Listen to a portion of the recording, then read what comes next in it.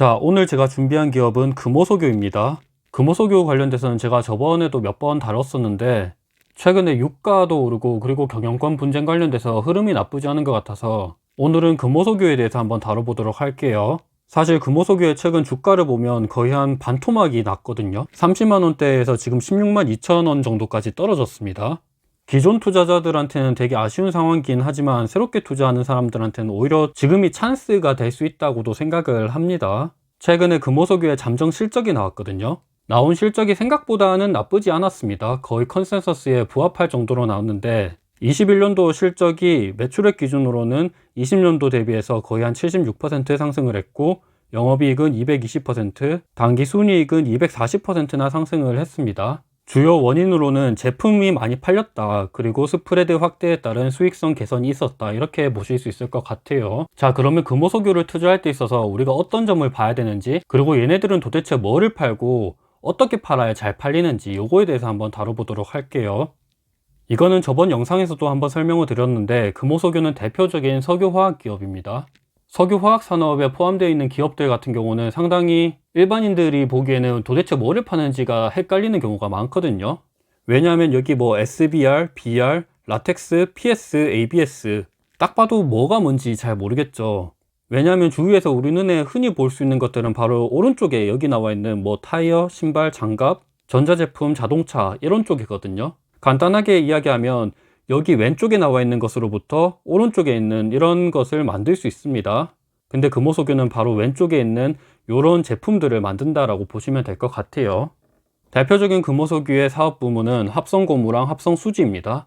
합성고무는 쉽게 이야기하면 고무고, 합성수지는 플라스틱입니다. 매출액은 합성고무 쪽에서 57%, 그리고 합성수지에서는 32% 정도 나옵니다. 그래서 금호석유의 최종 제품 수요처는 바로 장갑이나 타이어, 자동차, 가전, 페인트 이쪽이 될 수 있겠고, 바로 이것들이 잘 팔려야 금호석유의 실적도 같이 잘 나온다라고 보실 수 있을 것 같아요. 그리고 금호석유는 자회사인 금호 P&B 화학을 가지고 있는데, 금호 P&B 화학은 페놀이랑 BPA와 같은 사업을 하고 있습니다. 흔히 이거는 폴리우레탄, 주차장에 가면 바닥재로 쓰이는 거 있잖아요. 그거를 만들 때 쓰이는 제품이라고 보시면 될 것 같고, 거의 매출 비중이 100%를 차지하고 있습니다. 금호 P&B 화학은 금호석유의 자회사니까 금호석유의 연결 매출에 바로 금호 P&B 화학이 들어가겠죠.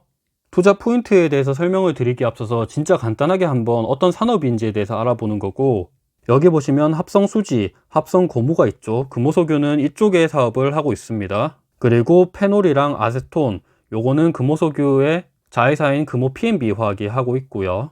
보통 원유를 원재료로 해가지고 뭐 납사를 거쳐 에틸렌, 부타디엔 이런 거를 거쳐가지고 합성수지랑 합성고무, 그리고 페놀, 아세톤 이런 것을 만듭니다. 그러니까 원재료랑 그리고 최종 제품 간의 가격 스프레드, 마진이 얼마나 남는지 그거를 봐야 되는 게 중요하다고 볼 수 있을 것 같아요. 자, 최근 원유 가격은 거의 미쳤거든요.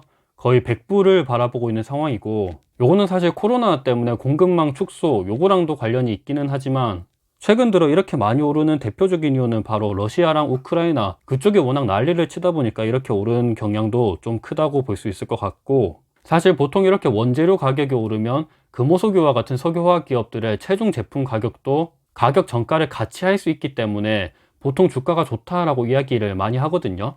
그래서 정유사나 석유화학 회사들도 같이 좋을 수 있는데, 근데 실제로 더 자세히 따져보기 위해서는 마진을 한 번 더 검토해 볼 필요가 있어요.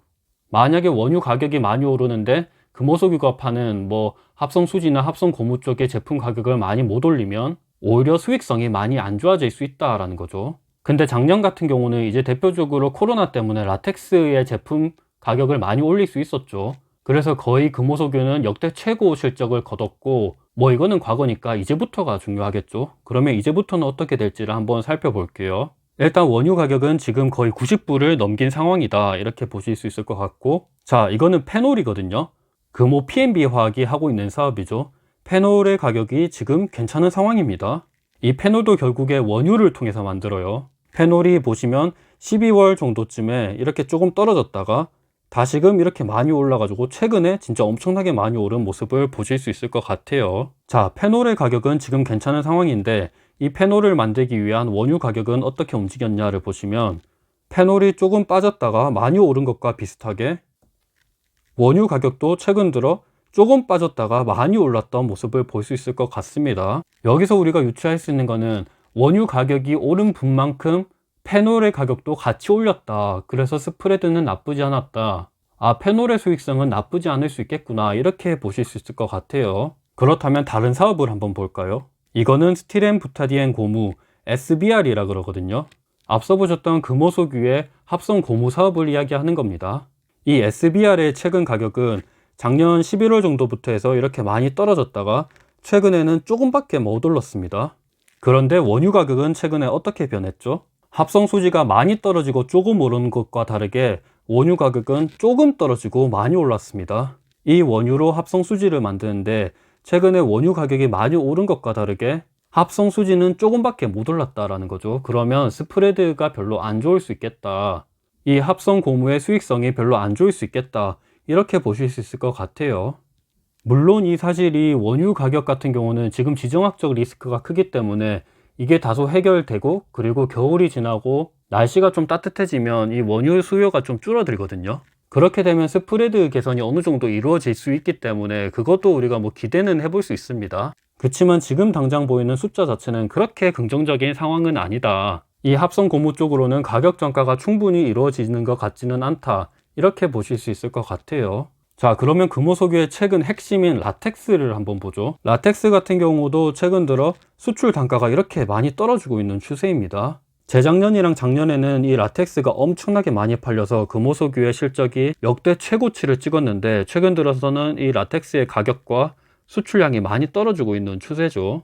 라텍스의 가격이 최근에 많이 떨어진 것과 비슷하게 스프레드도 지금 많이 축소가 되고 있는 상황입니다.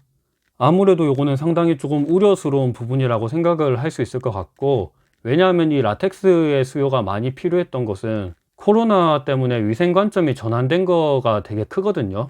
근데 뭐 우리나라만 최근에 코로나 확진자가 난리를 치고 있지 전 세계적으로는 뭐 미국이나 영국, 프랑스, 독일 이런 쪽은 코로나 확진자가 많이 꺾여서 심지어 미국은 이제 마스크도 벗는다 그러고 유럽은 위드 코로나로 지금 전환을 하고 있는 추세죠.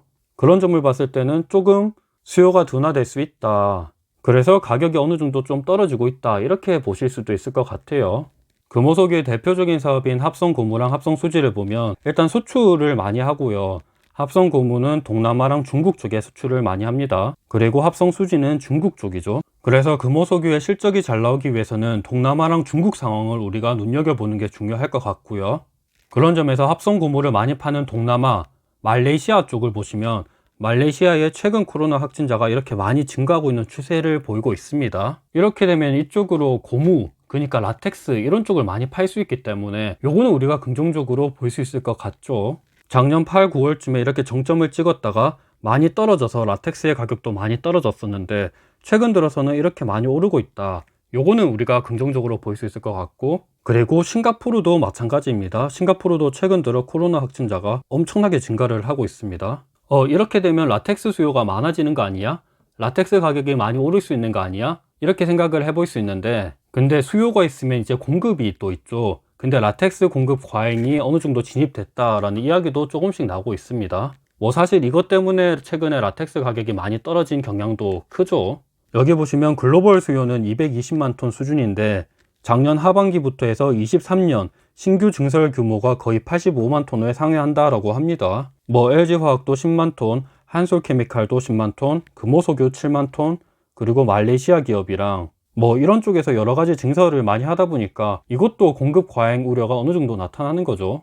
보시면 합성고무 쪽에서도 금호석유가 뭐 이렇게 증설을 하고 있고 합성 수지 쪽에도 막 이렇게 생산성을 향상을 하고 있는 추세입니다.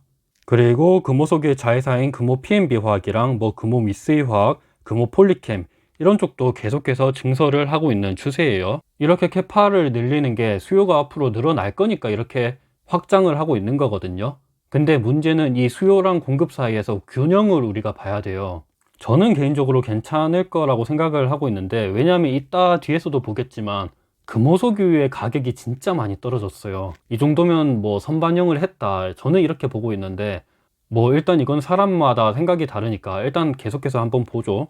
그리고 천연고무, 이거는 합성고무의 대체제 역할을 하는 거죠. 천연고무의 가격이 그렇게 많이 오르고 있는 상황이 아닙니다. 계속 옆으로 길고 있는데, 만약에 천연고무의 가격이 많이 오른다 그러면 금호석유의 합성고무 가격도 뭐 같이 오를 수 있는 그런 배경이 될 수 있다, 이렇게 보실 수도 있을 것 같아요. 뭐 지금 천연고무는 그런 모습을 보이고 있지는 않습니다. 금호석유의 수출처 중에 중요한 뭐 동남아랑 중국이 있었는데, 동남아 부분은 뭐 지금 최근에 코로나 확진자가 많이 늘어나고 있으니까 상황이 괜찮다, 이렇게 볼 수 있을 것 같고, 그러면 중국은 어떠냐?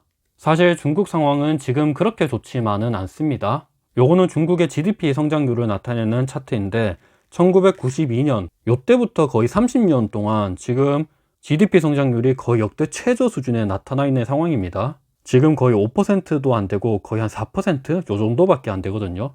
중국이 잘 나갈 때는 진짜 거의 한 15% 정도의 성장률을 보였었어요. 뭐 지금 이때랑 이때는 뭐 코로나 때문에 일시적인 수치니까 요거는 무시하시면 될 것 같고, 그래서 지금 중국의 상황은 그렇게 좋지만은 않다, 이렇게 볼 수 있을 것 같고, 그리고 중국의 제조업 PMI 지수도 지금 다시금 떨어지고 있죠.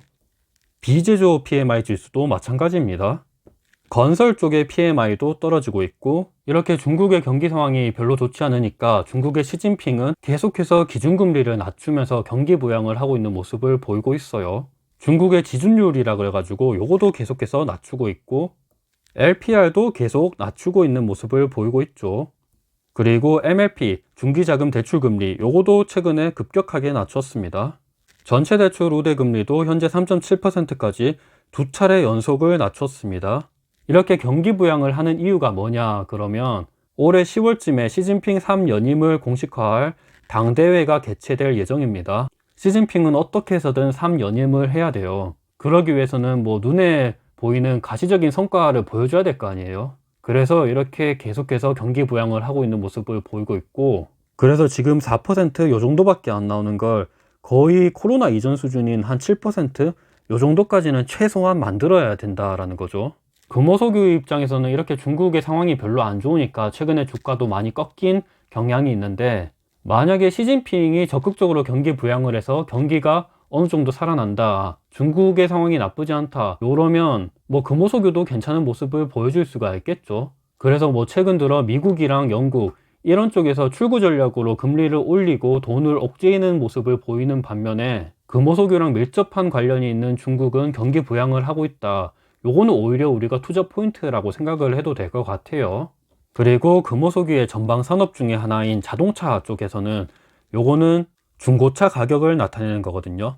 중고차 가격이 최근 들어 조금씩 둔화되고 있는 모습은 그래도 조금 아쉬운 모습이다, 이렇게 보실 수 있을 것 같아요. 왜냐하면 중고차 가격 같은 경우는 신차 가격의 가격 방어선 역할을 하거든요.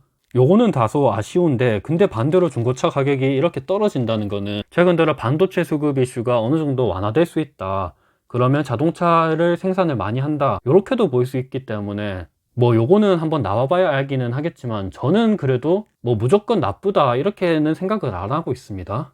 최근에 금호석유의 실적을 보시면 영업이익이 작년에 진짜 미쳤습니다.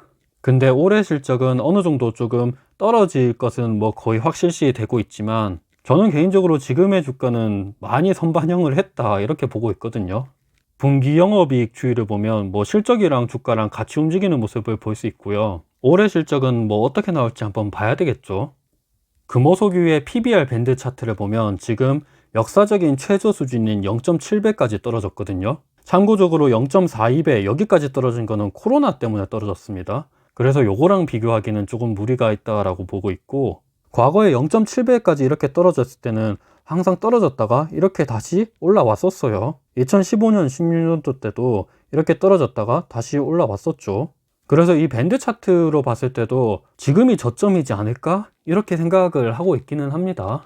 그리고 금호석유는 PBR 뿐만이 아니라 그리고 뭐 여러가지 멀티플로 비교했을 때도 상당히 싼 기업에 속합니다.